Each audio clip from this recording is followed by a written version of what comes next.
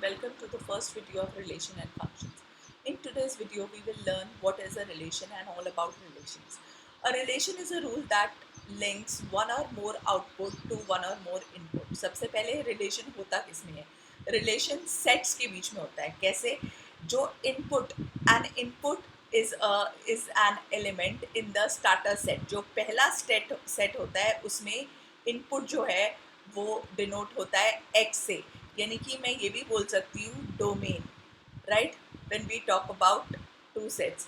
And when I talk about output is an element in the arrival set, जो next set होता है, it is denoted by it is known as range. Okay children, so now relation I told you is between two sets. This is how A is related to B. So relation जो है ये A has a mapping with B, मतलब A के elements B के साथ map करते हैं, तो A के सारे elements डोमेन कहलाएंगे, B के सारे elements रेंज कहलाएंगे. एग्जाम्पल देखिए, आपको इन्होंने दिया हुआ है the relation which associates a number of vehicle with that of number of wheels. Suppose करो ये व्हील्स है, सेट ऑफ व्हील्स हैं, और ये हैं आपके आर्टिकल्स व्हीकल्स जिसमें कितने व्हील्स हैं. जैसे वन व्हील है तो वो यूनिसाइकिल है, अगर टू व्हील्स है तो वो कार और मोटरसाइकिल दोनों में होती है, थ्री व्हील्स है तो वो ट्राइसिकल है, और फोर व्हील्स है तो वो कार है. So this is how you define a relation. Okay, now when we move ahead, type of relation you should know that अगर मुझे A set के को relate करना है उसके साथ, तो it is the Cartesian product. Now I don't know how many of you remember Cartesian product. I am just going to explain you in brief. जैसे कि सपोज करो मुझे A को A के साथ relate करना है, तो I can say that AB का रिलेशन किसके साथ है? AB के साथ है. तो इसे लिखेंगे कैसे? It is set which has pairs, right? So Cartesian A के साथ रिलेटेड है, A B के साथ रिलेटेड है, B A के साथ रिलेटेड है, और B के साथ भी रिलेटेड है. So this is how you find A cross A, Cartesian product of A cross A, which has these values inside, right? अगर मुझे रिलेशन A और सपोज A की वैल्यू AB है और B की वैल्यू CD है, और मुझे रिलेशन चाहिए A क्रॉस B, मतलब मुझे A क्रॉस B फाइंड करना है पहले. सो it is AC AD, right? A C के साथ रिलेटेड, A D के साथ related. Similarly BC and BD, right? This is how they are related. So these are the inputs of the Cartesian product A cross B. So you should have the prior knowledge. तो मैंने explain कर दिया. Let's talk about आगे. Suppose करिए कि एक set empty है. Empty मतलब उसमें कोई भी element नहीं है. You know how a empty set is written. Either it is written like this or it is written like this. But it is never written phi in a bracket. वो उसका मतलब होता है कि एक element है. So this is how a empty set is related. We know that a relation in A is a subset of A cross A, जो मैंने आपको अभी समझाया. Thus, the empty set phi and A cross A are two extreme relations. Empty set मतलब उसमें एक भी element नहीं होगा. ये देखिए definition. A relation R in set A is called empty relation if no element of A is related to any element of A. यानी कि relation के अंदर null है, which is the subset of A cross A.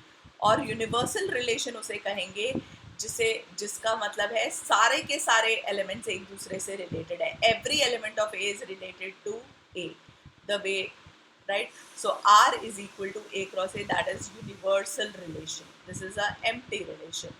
Okay, now both the relations are also known as trivial relation. Extreme relations हैं ये, या तो सीधा ही एम्प्टी है या यूनिवर्सल है. लेकिन बीच में ऐसा भी होता है, मैंने आपको समझाया था, ए जो है ऐसा भी हो सकता है कि कोई भी रिलेशन ए क्रॉस ए का सबसेट हो सकता है. फॉर एग्जाम्पल एक इलस्ट्रेशन देखिए. अगर हम देखें कि ए एक सेट है जिसमें 1 2 3 4 आता है, given by capital R which has a relation capital R. This is how you define. Capital R is a relation between A and B where A minus B is equal to 10. तो relation कैसे define है, उसके अंदर rule क्या लग रहा है कि A और B को सब्ट्रैक्ट करोगे तो 10 आना चाहिए. तो लेट्स चेक कि क्या ऐसा हो सकता है। ए और बी को अगर हम माइनस करें तो 10 आना चाहिए, तो चेक करो। 1 4 के साथ सब्ट्रैक्ट होगा तो क्या 10 आएगा? नहीं। 2 4 के साथ नो, 3 4 के साथ नो। Similarly this is called a empty relation, क्योंकि आर के अंदर कुछ भी नहीं आ रहा, देर इज नो एलिमेंट, क्योंकि ए इसने डिफाइन कर दिया है, ए जो है वो सिर्फ 1 2 3 4 ही हो सकता है। So this is a empty relation, right. So आगे चेक करते हैं। उसने बोला है कि अब एक न्यू रिलेशन है R dash, again it is between A B, this is the pair, and उसके बीच में रिलेशन क्या है? Absolute value of a minus B is greater than equal to 0। तो चेक करो, वो तो ऑब्वियसली होगा ही। अगर मैं a को 1 और b को a को 1 और b को 1 ले लूँ, राइट, दोनों को 1 1 ले लूँ, तो ये इक्वल टू 0 आएगा, which is greater than equal to 0। Condition satisfy करता है। एब्सोल्यूट वैल्यू ऑफ 1 माइनस 2 लूंगी तो वो भी 1 आएगी, ग्रेटर दैन इक्वल टू 0। 1 को 3 के साथ रिलेट करूंगी, वो भी क्या आएगा? 2। एब्सोल्यूट वैल्यू है क्योंकि पॉजिटिव देखना है सिर्फ, मॉडुलस। सो सिमिलरली 1 को 4 के साथ करूंगी तो भी 3 आएगा।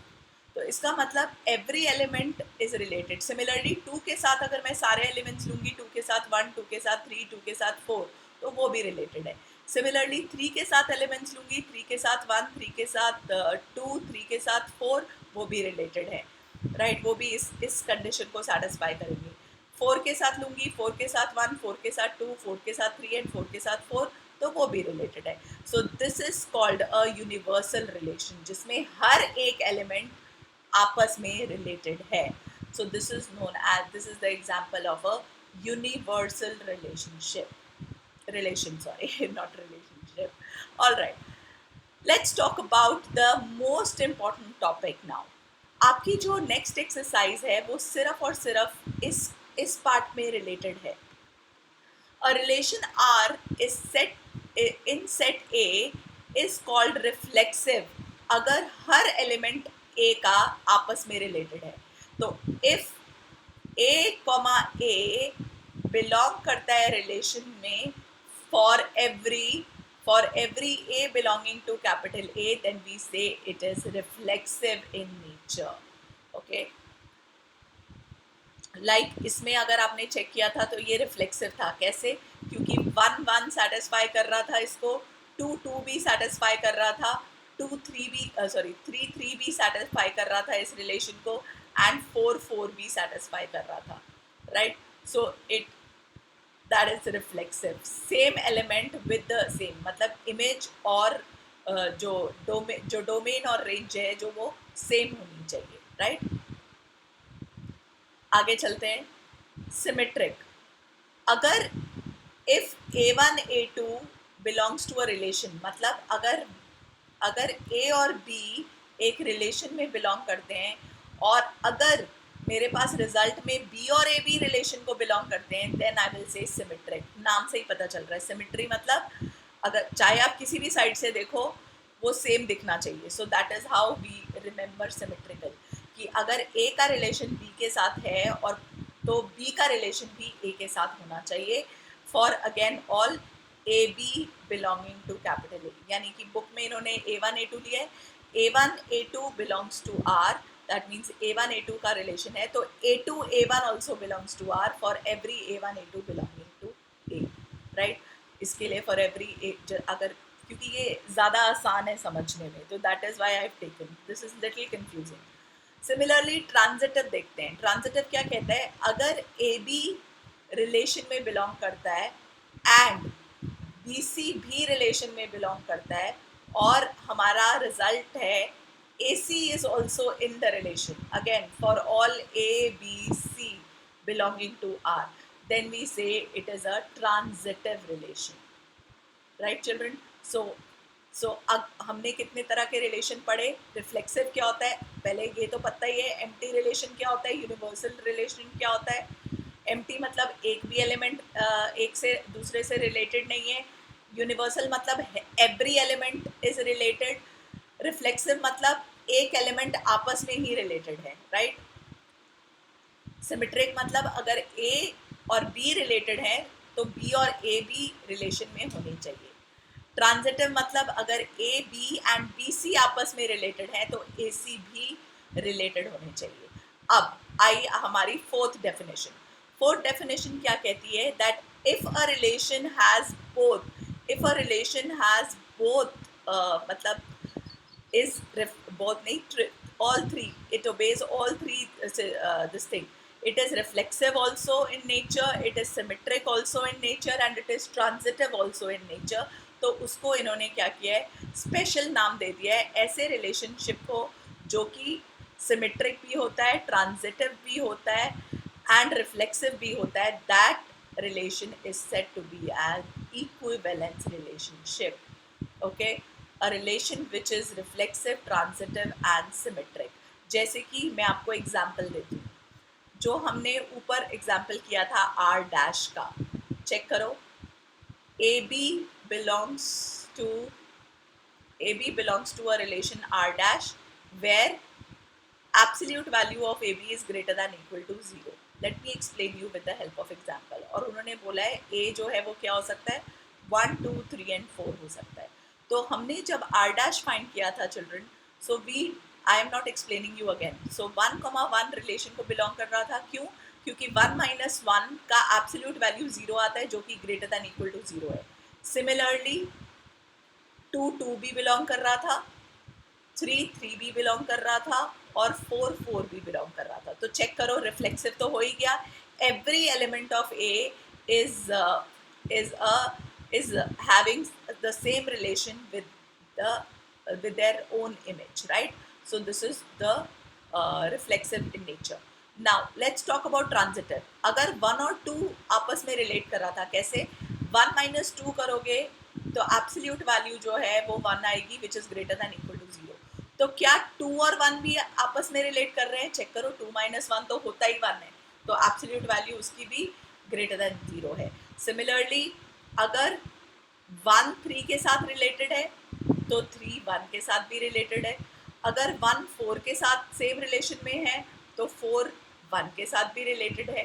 सिमिलरली 1 के साथ सारे एलिमेंट रिलेट हो गए, अब 2 के साथ देखते हैं। 2 के साथ 1 ऑलरेडी आ चुका है, तो 2 के साथ 3 और 3 के साथ 2, फिर 2 के साथ 4 और 4 के साथ 2, 2 के साथ 1 ऑलरेडी हो ही चुका है। अब 3 के साथ लिखते हैं, 3 के साथ 2 हो चुका है, 3 के साथ 4 और 4 के साथ 3, राइट चिल्ड्रन? और 4 जो है वो सबके साथ आ ही चुका है, 4 1 के साथ भी आ ही चुका है, 4 2 के साथ भी आ ही चुका है, 4 3 के साथ भी आ ही चुका है, right? So this is how all the elements you've got in a relationship।